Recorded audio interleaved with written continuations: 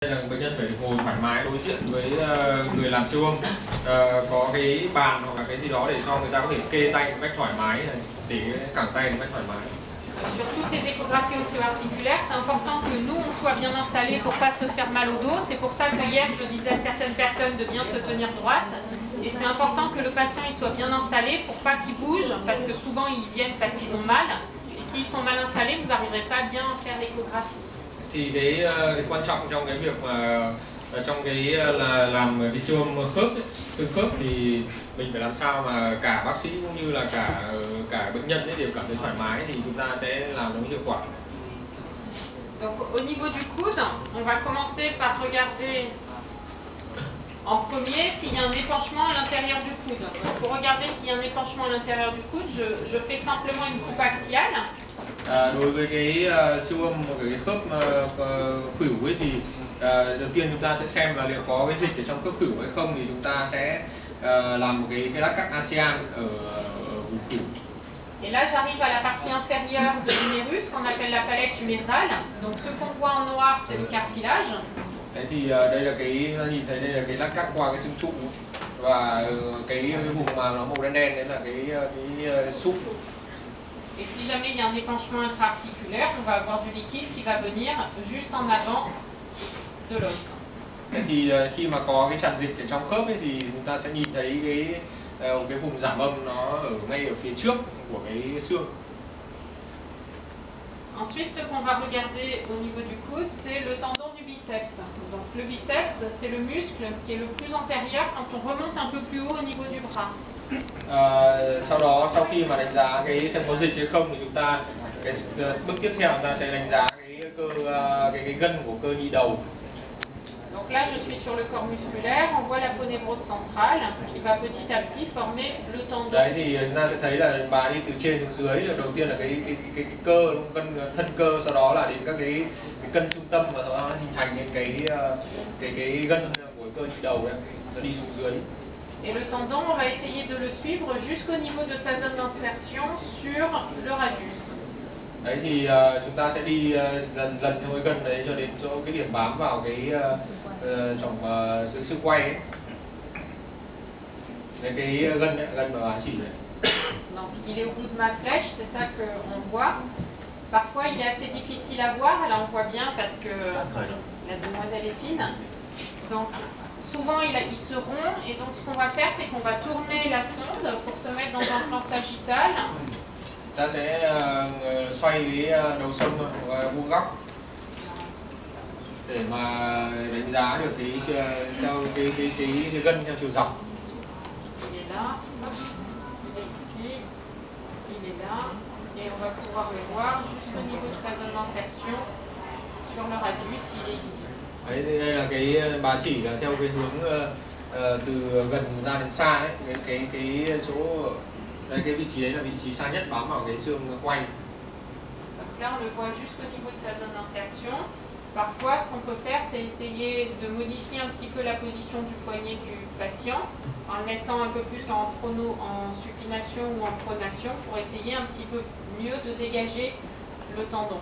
Đấy thì mà từ trên cái màn hình thì thấy bà hơi xoay cái cổ tay của bệnh nhân một chút để có thể đánh giá tốt hơn cái gân nhị đầu. Là, on voit un peu mieux, par exemple, l'insertion distale du tendon. Thế như ở cái vị trí này ta sẽ đánh giá tốt hơn cái đầu xa nhất của cái gân nhị đầu. Et parfois, ce tendon il va se rompre et ça fait ce qu'on appelle le bras de Popeye. Ça fait le muscle qui se rétracte. Và trong cái trường hợp mà bị đứt cái gân nhị đầu ấy thì cái cơ nhị đầu nó sẽ bị kéo lên phía trên, nó dồn thành một cục ấy. Thì có thể gọi là cái tay của Popeye. Au passage, on remarque à côté de notre artère cette petite structure avec des petits points noirs à l'intérieur qui correspond au nerf médian. Và cái cấu trúc mà nó hơi giảm âm một chút mà bà đang chỉ ấy, đi cạnh cái động mạch ấy, nó chính là cái thần kinh giữa. Et là on voit très bien et vous voyez que le nerf médian, je le suis. Và đã đi đi lần theo cái thần kinh giữa từ trên xuống phía dưới. Et qu'on peut le suivre, hop, je l'éclaire Alors il est ici, voilà, il est au bout de ma flèche, je le suis, je le suis, je le suis. Cái chân xương giữa chính là cái ở vị trí ngay đầu mũi tên ấy. Et là j'arrive au niveau du poignet et je suis toujours sur mon nerf médian. Đấy, và chúng ta thấy là nó đi liên tục xuống đến tận cái vùng cổ tay. Donc les nerfs, une fois qu'on a appris à les reconnaître en échographie, c'est assez facile de les suivre. Il y a le docteur Zan qui vous montrera tout à l'heure qu'on peut les voir un peu de partout au niveau du corps humain. Et on peut du coup faire des anesthésies qui sont plus efficaces, plus précises, ou faire des gestes sur les nerfs. La deuxième chose qu'on va regarder au niveau du coude, c'est les épicondyliens latéraux. Donc on fléchit le coude et on va poser la sonde dans l'axe de l'avant-bras. Thì cái bước tiếp theo là chúng ta sẽ đánh giá các cái gân duỗi bám vào cái mỏm ngoài của xương cánh tay. Et là j'arrive sur l'insertion sur l'humérus des épicondyliens latéraux. Thì chúng ta sẽ đánh giá đây ở cái vùng này, thì đây chính là cái nhóm gân duỗi mà bám vào cái bờ ngoài của cái xương cánh tay. Donc souvent il y a des inflammations de ces épicondyliens latéraux. Et quand il y a une inflammation à cet endroit-là, il y a le tendon qui va être épaissi par rapport au côté contralatéral, qui va être hypoéchogène. Et quand on va faire du Doppler, il va y avoir une hyperémie Doppler. Ở cái vùng này thì nó sẽ rất là hay có cái tổn thương viêm của các cái gân bám vào cái vùng bờ ngoài của cái xương cánh tay này. Và khi mà chúng ta nghi ngờ ấy, thì chúng ta sẽ cho cái Doppler vào, và ngoài ra thì cái biểu hiện của gân viêm đấy là nó giảm âm, nó tăng kích thước so với đối diện. Donc là c'est normal, mais si c'était pathologique, je verrais plein de vaisseaux au niveau du tendon. Đây là một cái gân ở trạng thái bình thường. Nếu mà trường hợp mà có viêm thì chúng ta sẽ thấy rất nhiều các cái dạng tăng mạch, tăng sinh mạch ở vùng viêm. Sur l'inflammation tendineuse, c'est important quand on la recherche de ne pas trop appuyer sur le bras du patient, parce que c'est des vascularisations très fines qu'on va faire. Si j'appuie trop sur la peau du patient, je vais écraser ces petits vaisseaux et du coup je ne verrai pas l'hyperémie Doppler. Donc il faut être à la limite de décoller la sonde de la peau du patient. Đối với các cái siêu âm, các cái xương khớp nói chung thì chúng ta không nên là quá là ấn cái đầu giò xuống, đặc biệt là trong cái khảo sát mạch máu Doppler. Tại vì là cái vùng các cái mạch máu thì ở đây nó rất là nhỏ, nếu chúng ta ấn mạnh quá thì nó sẽ không nhìn được các cái dấu hiệu tăng sinh mạch.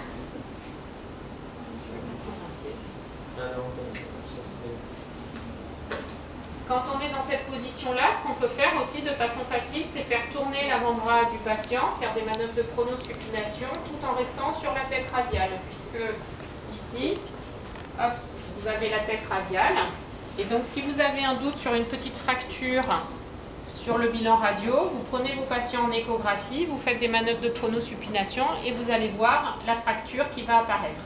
Vậy thì mình nhìn trên màn hình thì thấy bà ấy đang xoay cái cổ tay bệnh nhân một chút để đánh giá cái đầu trên của cái xương quay ấy. Nếu chúng ta có nghi ngờ bệnh nhân có một cái vỡ đầu trên xương quay và một vỡ nhỏ, chúng ta có thể cho bệnh nhân là siêu âm và làm như thế này, thì chúng ta sẽ thấy là có thể quan sát được cái đường vỡ nhỏ.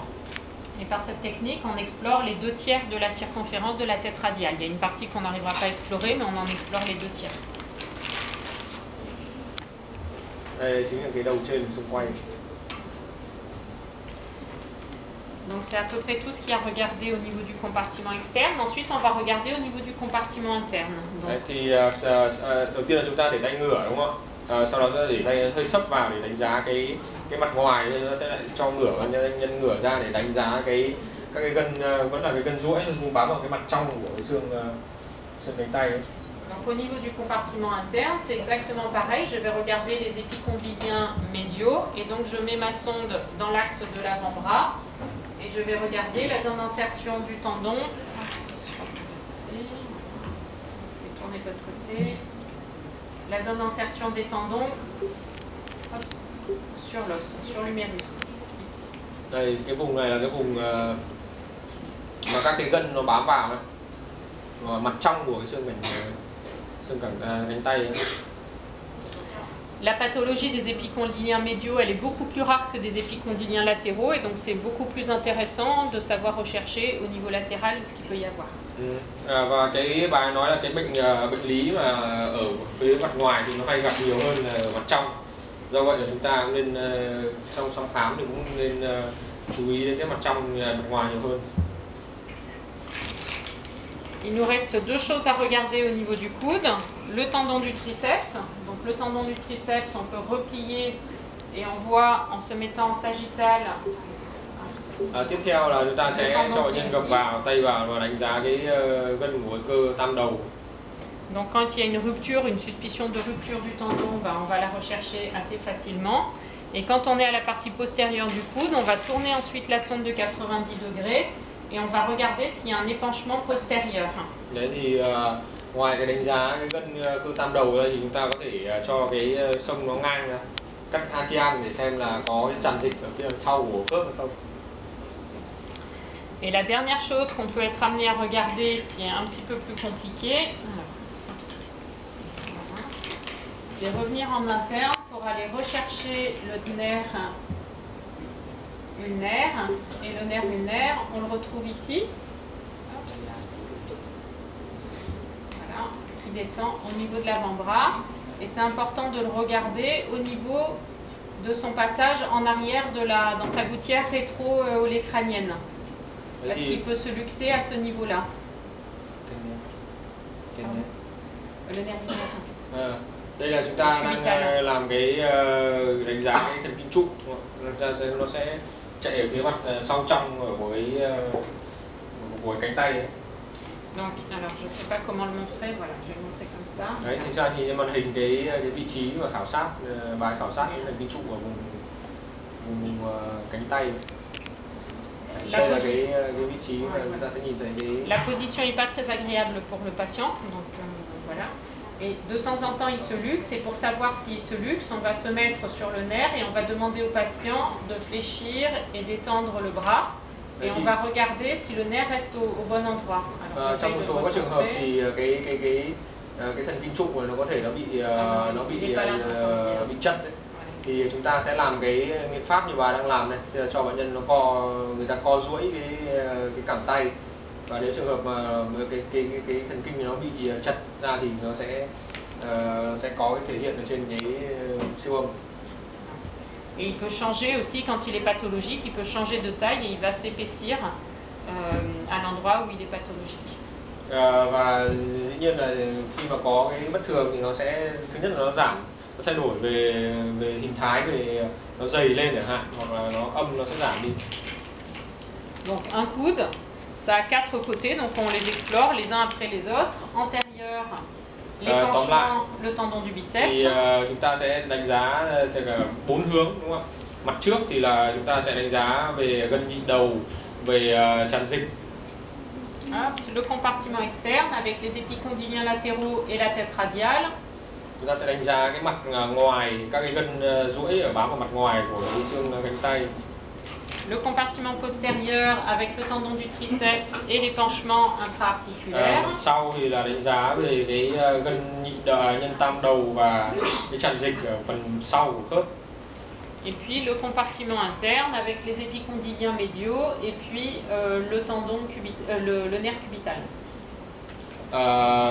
Chúng ta sẽ đánh giá cái mặt trong thì chúng ta sẽ đánh giá các cái gân mà bám vào mặt trong của xương cánh tay và cái thần kinh trụ. Voilà, c'est tout ce qu'il y a à savoir sur le coude. Thì đây là tất cả những cái bước để siêu âm cái khớp khuỷu. Ensuite, je vais vous montrer au niveau du poignet. Tiếp theo chúng ta sẽ xem về cái siêu âm của khớp cổ tay.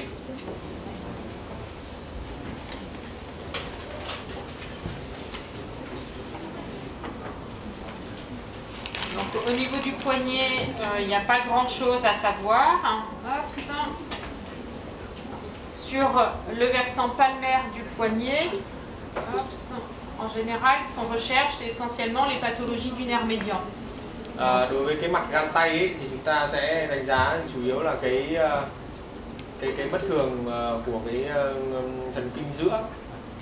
Donc quand je pose ma sonde au niveau du poignet, j'ai plein de structures et je ne sais pas forcément où est le nerf médian et où sont les tendons. Khi mà chúng ta để cái đầu giò này, dĩ nhiên là chúng ta sẽ không biết được đâu là gân, đâu là cái thần kinh giữa cả.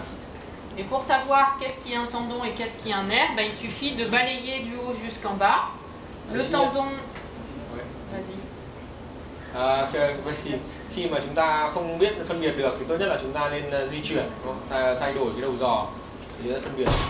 Le tendon, il va se prolonger par une structure musculaire, donc petit à petit il va disparaître, tandis que le nerf, il va toujours rester pareil et on va toujours voir ces structures à l'intérieur. Cái gân ấy thì chúng ta sẽ đi lên trên thì nó sẽ biến mất, đúng không? Vì nó sẽ đã tạo thành, nó có hình ảnh cơ rồi. Thế còn cái thần kinh thì nó luôn luôn là có cái hình thái không thay đổi. C'est pour ça que c'est important de bien balayer et de bien dire aux patients de relever leurs manches des t-shirts ou des pulls et pas se contenter d'explorer que cette partie-là du poignet. Thì chúng ta nên là thay đổi, di chuyển cái đầu giò từ trên dưới lên trên trong quá trình thăm khám, không nên là chỉ để yên nó một chỗ ở cổ tay. Donc le nerf médian, quand on recherche s'il est épaissi dans le syndrome du canal carpien, il faut le mesurer, on fait des mesures de surface au niveau du rétinaculum défléchisseur. Donc le rétinaculum défléchisseur, c'est cette petite structure qui passe par-dessus le nerf médian. Đấy thì cái dày của cái phi đại của cái thần kinh giữa ấy, nó làm gây ra cái hội chứng ống cổ tay ấy. Thì chúng ta sẽ đo cái hội thần kinh giữa này ở cái vị trí, ở cái mặt ngang với cái mức mạc gân gấp. J'ai fait une bêtise. Je vais le mesurer. C'est ça. Qu'est-ce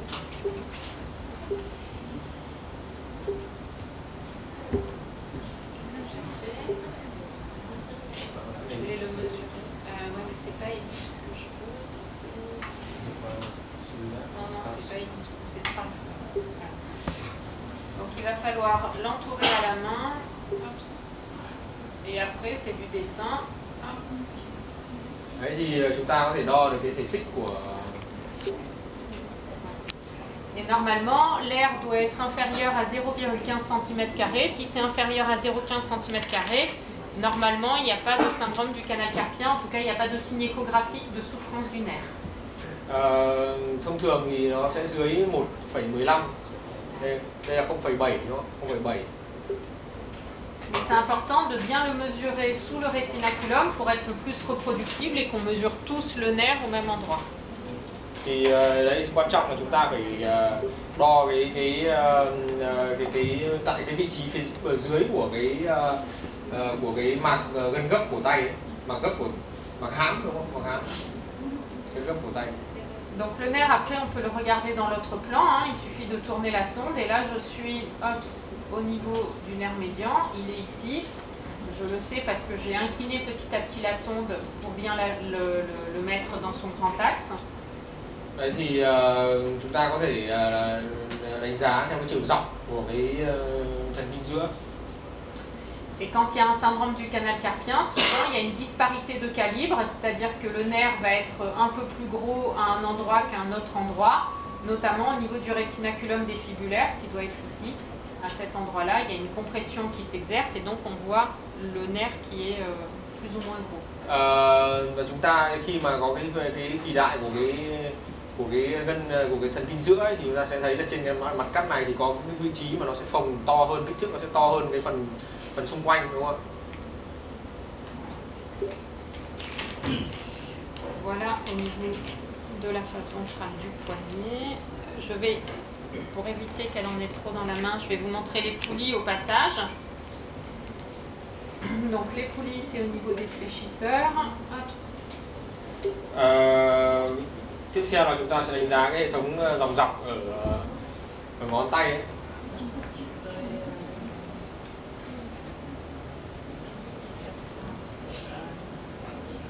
Donc, je pose simplement ma sonde verticalement pour me mettre dans l'axe du tendon fléchisseur. l'épaisseur. Et ma poulie à 2, hop, c'est cette petite bande qui est ici. Khi mà bà để cái đầu giò nó dọc theo cái ngón tay ấy, thì và ở cái đốt bàn ngón đúng không? Thì chúng ta sẽ thấy là đây là cái giải giảm âm là A2, poulie A2. Donc je sais que c'est là parce que c'est le tendon, c'est à peu près à la partie moyenne de l'os, de ma première phalange. Et c'est là où le tendon va être le plus près de l'os en fait. Donc c'est à cet endroit-là que je vais le chercher. Đấy thì cái vị trí giải phẫu thì là nó nằm ở ngang với cả cái thân của cái xương cái đốt gần của cái ngón tay, và nó nằm gần cái vị trí nó nằm sát gần xương nhất. Et pour faire les manœuvres dynamiques, on va demander au patient de fléchir et moi je vais l'empêcher de fléchir son doigt. Em hơi co lại. Can you... Đấy. Thì chúng ta sẽ làm cái pháp động mà sáng nay bà nói đấy, là cho bệnh nhân hơi co cái ngón tay của mình giữ. Et quand on fait ça, donc on voit que le tendon il bouge, et à ce moment-là, on va regarder sur l'échographe si le tendon va se décoller du plan profond. Đấy thì chúng ta sẽ thấy là bệnh nhân thì khi mà họ cử động cái ngón tay ấy, thì cái gân gấp này nó sẽ di lệch, nó sẽ di động đúng không? Và chúng ta xem là nó có bị gọi là bị tách khỏi cái xương hay không. Donc c'est vraiment ce mouvement-là qu'il faut. Hop, la poulie à 1, elle, on va la rechercher hop, au niveau de mon articulation métacarpophalangienne, et la poulie à 1, elle est là. Cái A1 ấy thì nó sẽ nằm ở ngay ở phía trên của cái khớp bàn ngón ấy. Et donc, on va pouvoir prendre le bout du doigt, le fléchir pour voir comment se mobilise le tendon par rapport à cette poulie à 1 et voir si on arrive à mobiliser du liquide à l'intérieur de la gaine tendineuse. Đây chúng ta cũng sẽ cho cái này thì chúng ta sẽ cho cái ngón tay của bệnh nhân gấp duỗi để xem là so sánh cái cử động của cái gân này với cả cái A1 để xem nó sẽ làm sao. Si on regarde dans les autres plans, là je suis au niveau de la poulie à 1, elle est là, c'est cette petite bande thì noire. ngang ở trên đoạn A1. Et quand je descends au niveau du doigt, Đây là A2. La poulie A2. A2 là chúng ta sẽ đi xuống dưới một chút ở cái đốt ngón gần. Donc dans ce plan-là, je peux faire pareil, je peux demander à la patiente de fléchir le doigt. Tiếp theo là chúng ta sẽ cũng thế thôi, làm yêu cầu bệnh nhân là co ngón tay và xem là nó có bị tách ra khỏi cái xương không, cái gân ấy. Et on voit le tendon qui se mobilise un petit peu par rapport au plan profond. Donc c'est vraiment quelque chose qui est très facile, une fois qu'on sait repérer les poulies, de rechercher des anomalies, les anomalies associées. Donc parfois quand on pose la sonde d'échographie, on s'aperçoit qu'on a ce type d'image. Ça veut dire qu'on a de l'air qui s'interpose entre l'échographe et la peau du patient. Đôi khi chúng ta thấy có cái hình ảnh này thì chúng ta sẽ thấy là có cái khí nằm ở giữa cái đầu giò và da của bệnh nhân. Donc il y en a certains qui utilisent des poches à eau, c'est-à-dire qu'ils vont mettre une structure au bout de la sonde d'échographie avec de l'eau pour que la poche à eau vienne bien au contact de la peau du patient. Comment ? En fait, en France, quand on a ce type de problème, de temps en temps, pour étudier, il y a des gens qui mettent des poches à eau, c'est-à-dire qu'en fait, ils mettent une partie en plastique au niveau de l'extrémité de la sonde qui est remplie d'eau pour que la poche à eau vienne bien au contact du patient. Ở Pháp thì người ta có thể làm một cái dụng cụ để làm cho có cái cấu trúc dịch nó nằm ở phía, nó hơi có cái dịch ở phía đầu sông ấy. Tóm lại làm sao mà để cho nó mất cái khí nó nằm ở giữa da với cả cái đầu sông ấy. Et en fait, ça sert absolument à rien. Chúng ta có thể là ở trên gel cũng được. Quand vous avez ce type de problème, il suffit de mettre un peu plus de gel et vous posez votre sonde d'échographie par-dessus. Et c'est la sonde d'écho, là on voit le gel d'ailleurs, on voit le gel que j'ai rajouté qui va me servir à transmettre les ở Pháp thì người ta vibrations. cho có một cái cấu trúc người ta cho thêm nước vào để nó mất cái khí đi, chúng ta có thể đổ thêm gel vào để nó không bị khí vào giữa. Et juste après, je vous montre l'échographie à la face dorsale du poignet. Thì tiếp theo là cái siêu âm của cái mặt mu tay đấy, ở vùng cổ tay đấy.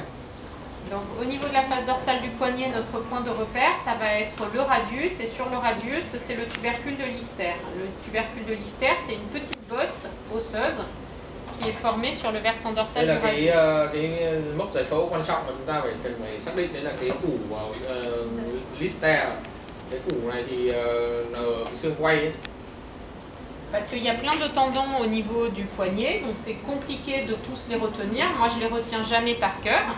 Par contre, je retiens le tubercule de Lister et je sais après que juste à côté, j'ai le tendon unique du troisième compartiment et de l'autre côté, j'ai deux tendons qui forment les tendons du deuxième compartiment. Vì sao thì chúng ta phải xác định cái củ này, vì là chúng ta biết là ở cái mặt mu tay ấy, thì nó có rất nhiều các cái gân khác nhau và rất khó để chúng ta có thể thuộc lòng được tất cả tên của các cái gân. Thì ở cái mặt phía bên này thì nó là cái khoang số 3 của của vùng cổ tay, và nó có một cái gân nó đứng một mình ngay cạnh cái củ Lister. Et après, quand j'ai besoin de savoir quel est le tendon qui est pathologique, je regarde Google, qui est le grand ami des médecins, pour savoir quel est le nom exact du tendon. Đấy, thì ngay cả bà này chuyên làm về xương khớp nhưng mà không thể thuộc được. Mỗi một lần bà ấy có cái nghi ngờ cái gân nào thì bà ấy tra Google. Quan trọng là mình phải xác định là nó có bình thường hay là không đã, đúng không ạ? Tên đến sau. Donc ce qui est intéressant, c'est intéressant de quand même connaître un petit peu nos tendons, en tout cas d'apprendre à les repérer, parce qu'on voit qu'il y a des tendons qui se chevauchent les uns par rapport aux autres, donc qui vont se croiser. Là on voit le tendon du troisième compartiment qui va passer sur les tendons du deuxième compartiment. Donc on a une zone de croisement qui va se faire, et à cet endroit-là il peut y avoir des signes d'irritation tendineuse. Đấy thì chúng ta sẽ di chuyển cái đầu giò qua cái củ Lister này, thì chúng ta sẽ thấy là có một cái gân nó nằm riêng rẽ ở cái khoang thứ 3 của cái cổ tay ấy. Và cái gân này nó sẽ đi ra, nó sẽ đi bắt chéo ở phía trước của cái khoang thứ 2 ở cổ tay. Donc on peut avoir des tendinites, c'est particulièrement vrai chez les gens qui vont faire beaucoup de mouvements de flexion-extension, comme les secrétaires par exemple. Các cái bệnh nhân mà có thể tổn thương ở cổ tay thì thường là gặp những người mà hay sử dụng cổ tay nhiều, ví dụ như là cái người thư ký. Il y a un deuxième endroit où ça va croiser, c'est les tendons du premier compartiment qui est un petit peu plus haut, vont croiser les tendons du deuxième compartiment. Donc là, c'est d'autres tendons qui se croisent. Voilà. Donc là, c'est le premier compartiment qui vient croiser le deuxième compartiment. Đây chúng ta thấy là chúng ta sẽ dựa vào đánh giá từng cái khoang một ở vùng cổ tay, thì chúng ta thấy là đây là cái gân nó đi qua, nhất là qua cái khoang số 2 ở cổ tay này, và sau đó ở cái vùng mặt phía trong cùng là cái khoang số 1. Et donc, toujours pareil, on peut avoir des signes d'irritation et de conflit à cet endroit-là, et quand on va avoir des zones de conflit, le tendon va s'épaissir, va devenir hypoéchogène, et il va y avoir du liquide qui va être sécrété dans la gaine tendineuse. Đấy, thì khi mà một cái gân nào mà nó có bị bệnh lý thì nó sẽ thứ nhất là nó giảm âm, thứ hai là nó dày lên, thứ ba là nó có dịch xung quanh. Ở cái mặt mu tay của cổ tay nó có các cái khoang, nó có 4 khoang, có các cái cấu trúc gân nằm ở trong. Bon, c'est à peu près tout ce que j'avais à dire. Après, c'est très difficile de reconnaître les différents os au niveau du poignet parce qu'ils sont tout petits et qu'en échographie, on a du mal à identifier quel est quel os en fait.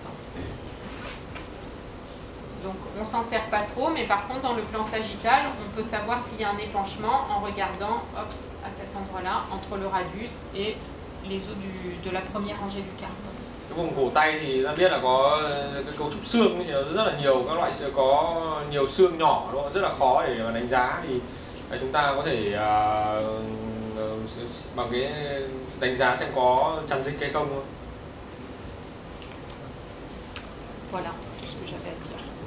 Về tất cả những cái gì mà bà ấy nói về cái siêu âm khớp cổ tay, cái thử tay ấy. Est-ce qu'ils ont des questions? Có câu hỏi, các bạn có câu hỏi gì không?